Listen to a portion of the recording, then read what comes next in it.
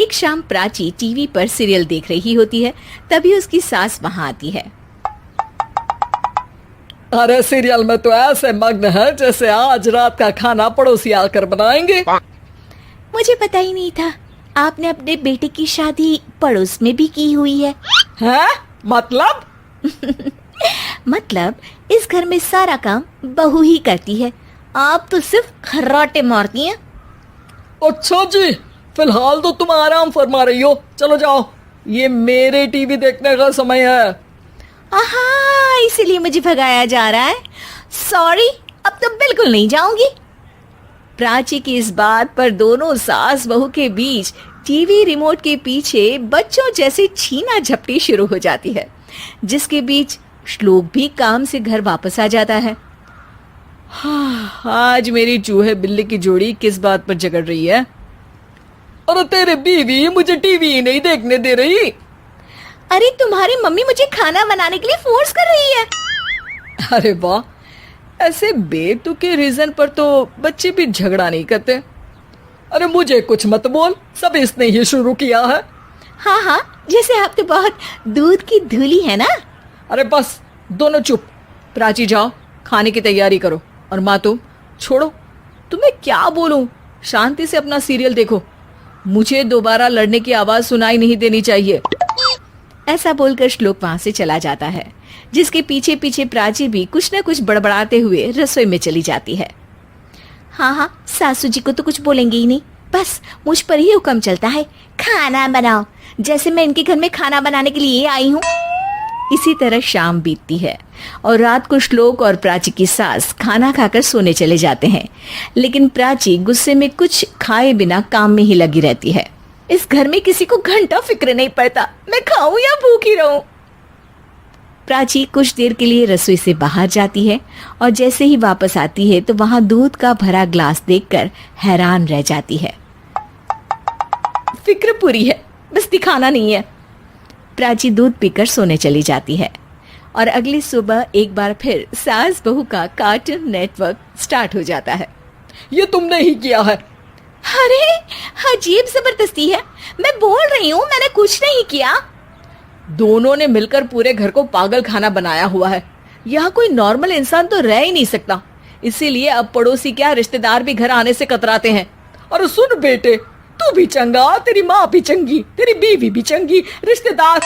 हाँ जी, आपको नहीं पता क्या, गंगाधर ही शक्तिमान है, रिश्तेदार ही। हाँ हाँ, बस समझ गया।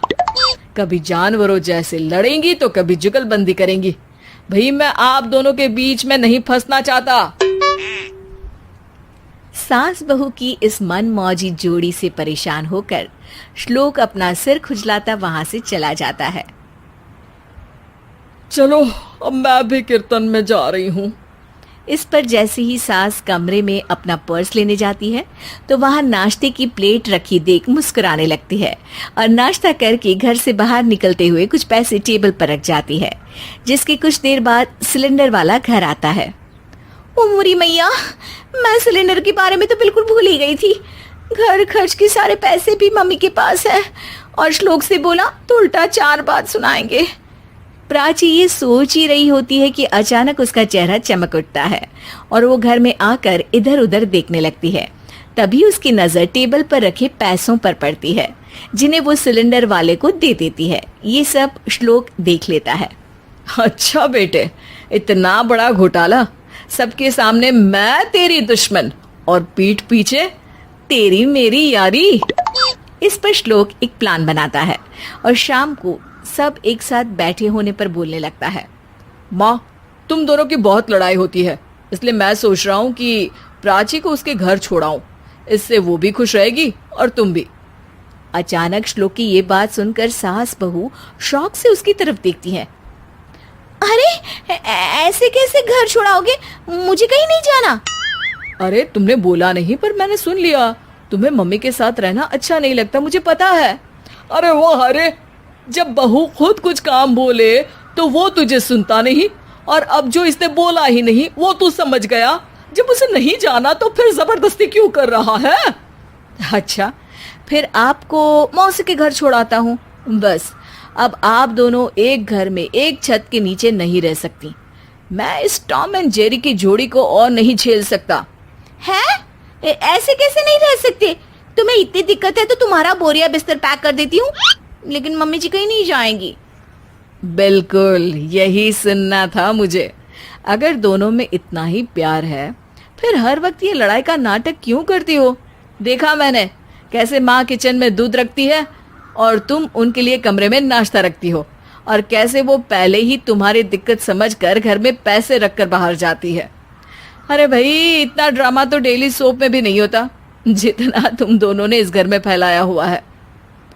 तू हमें टॉम एंड जेरी बोलता है ना, तो याद कर वो दोनों भी एक दूसरे को बाहर वालों की बुरी नजर से बचाने के लिए हमेशा सबके सामने लड़ते थे, लेकिन अकेले में दिक्कत के समय मदद भी तो करते थे। बस हमारा रिश्ता भी कुछ ऐसा ही है। और वैसे भी अगर सास बहू में तू मैं नहीं होती तो दुनिया वालों को कहानियां कैसे मिलेंगी?